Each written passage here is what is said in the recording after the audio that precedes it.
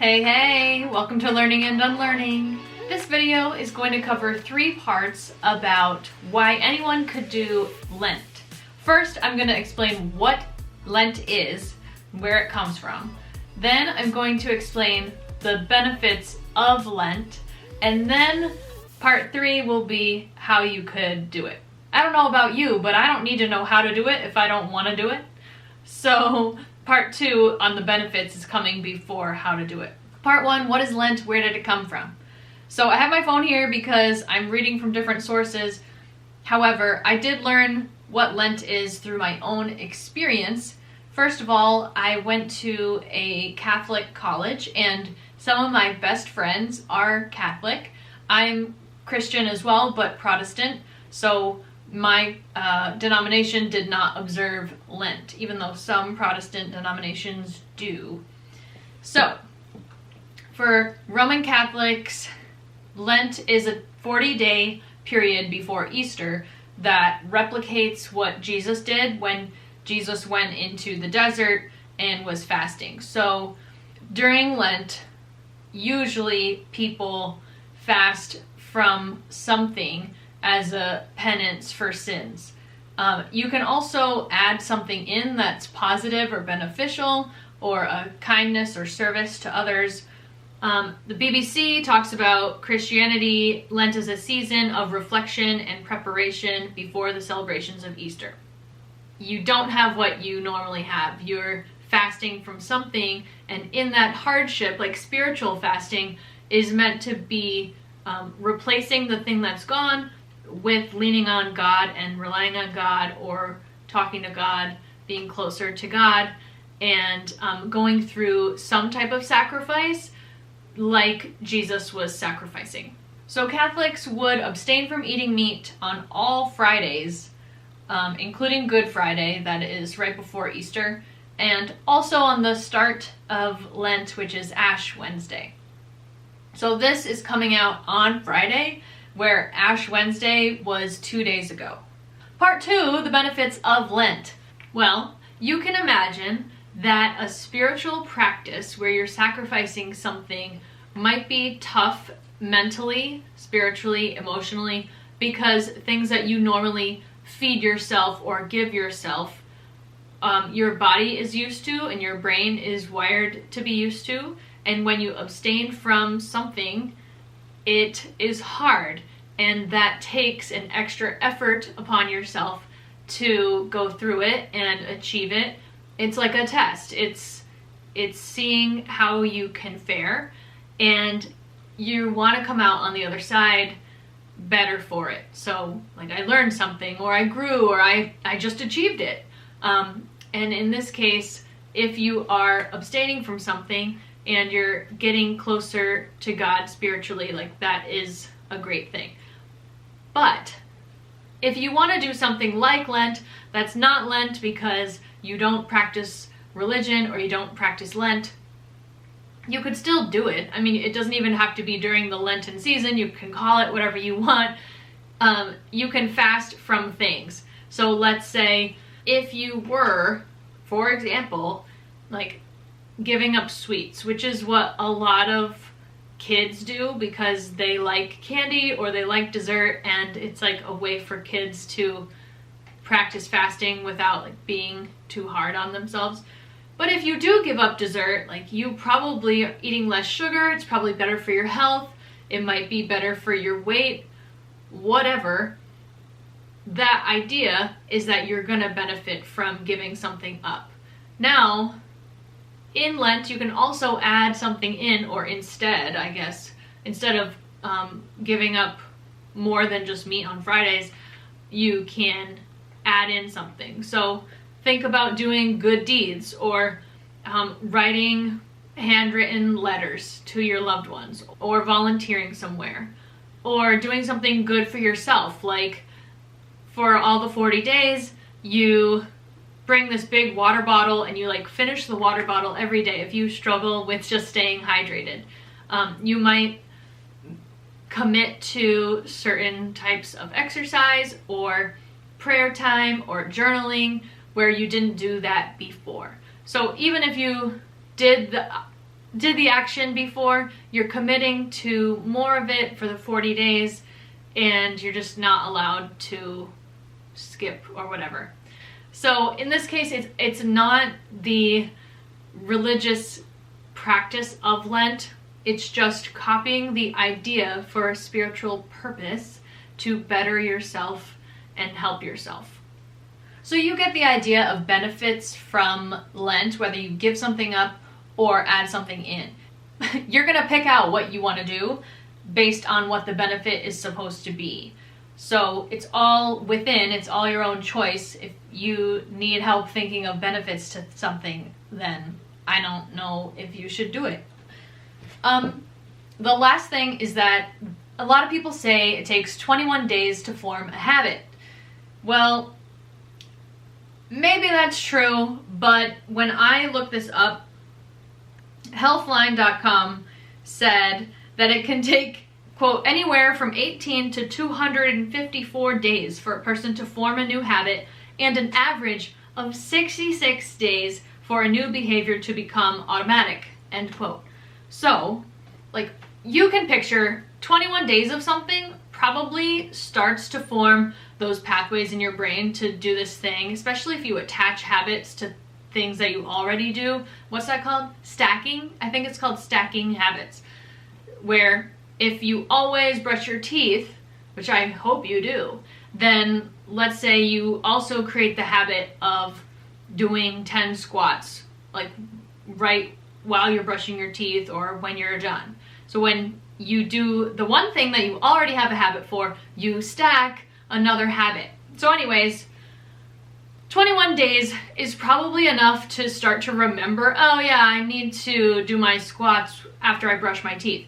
However, it's not that much, right? And what if you didn't do it every day and you ended up with like 15 days of it out of 21? So it makes sense to me why 66 is a more realistic number. So Lent is 40 days. It's just a better shot at creating a new habit if you want to do something that is sustainable. Now, I don't recommend choosing something that is too hard to sustain if you're trying to make a habit during Lent.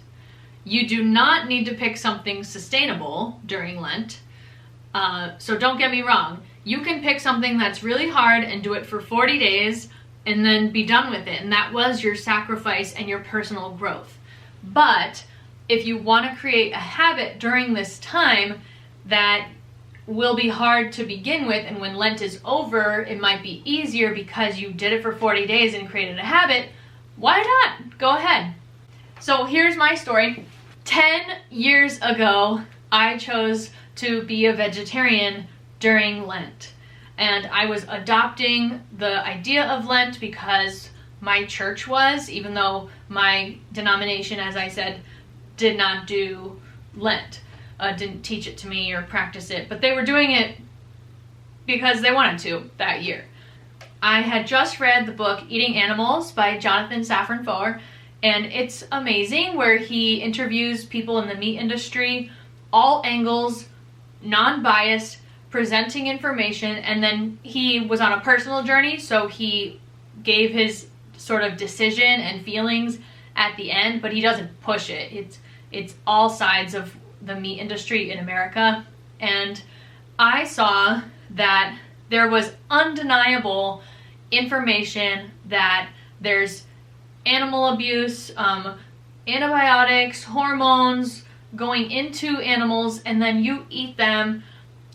It's not good in America, I'm saying.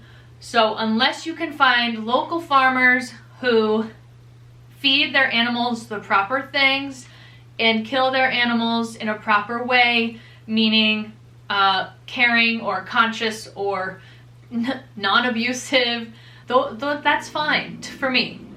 And hunting is fine for me too, because like the whole process is better when people are thoughtful and treat animals with respect and aren't greedy and trying to make animals bigger to produce more meat and a lower price and all this crap.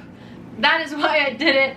I was a vegetarian during Lent, and then I just decided to keep going. It was sort of like a test drive for me to see if it was possible or how easy it was, and it's really not hard. I will come at you on YouTube, Learning and Unlearning, but I'll come at you with non-podcast material about how to be a vegetarian and all that. Maybe the first episode will be a podcast episode, and then you could continue on YouTube with that if you want to go down that road, and if you're curious about how to be a vegetarian, like in a smart way, in a nutritious way.